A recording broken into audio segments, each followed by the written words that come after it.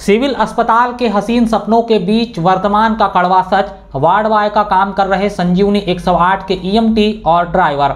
वीर शिरोमणि महाराणा प्रताप सामुदायिक स्वास्थ्य केंद्र में व्यवस्थाएं सुधरने का नाम नहीं ले रही है।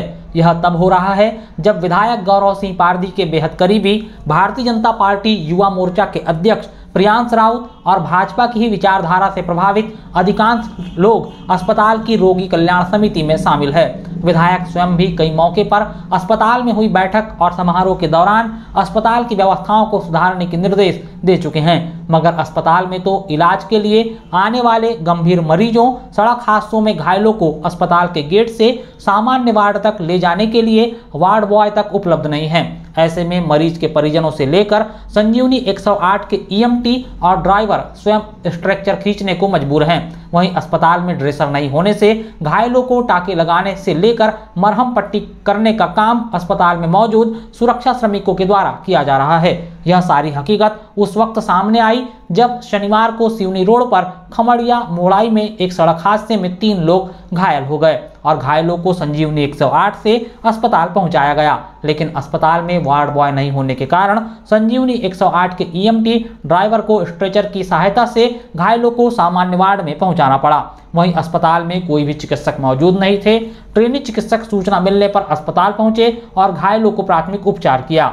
बता दें कि किसी भी अस्पताल को संचालित करने के लिए जिस प्रकार एक रोगी के लिए एक डॉक्टर महत्वपूर्ण होता है, उसी प्रकार एक रोगी के लिए वार्ड बॉय भी उतना ही महत्वपूर्ण होता है। रोगी की देखभाल करना और उन्हें हर समय साफ और सुरक्षित रखना एक वार्ड बॉय का काम होता है। वार्ड बॉय का मुख्य कार्य होता है कि वह रोगियों की सहायता करे, चाहे वह किसी भी प्रकार की परिस्थितियों से क्यों ना गुजर रहा हो।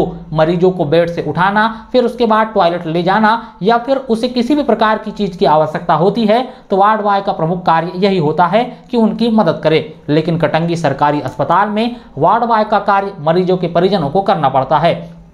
ठीक इसी प्रकार अस्पताल में ड्रेसर ड्रेसिंग रूम में काम करता है।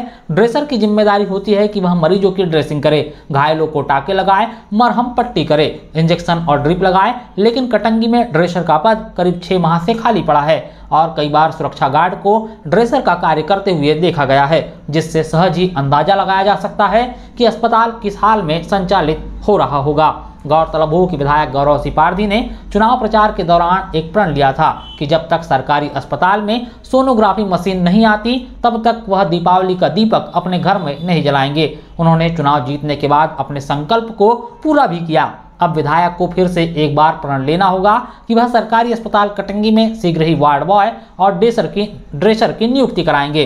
विधायक ने बताया था कि उन्होंने किस तरह सरकार के मंत्री से सोनोग्राफी मशीन स्वीकृत करवाई। उनके मंत्री से बेहद करीबी संबंध है।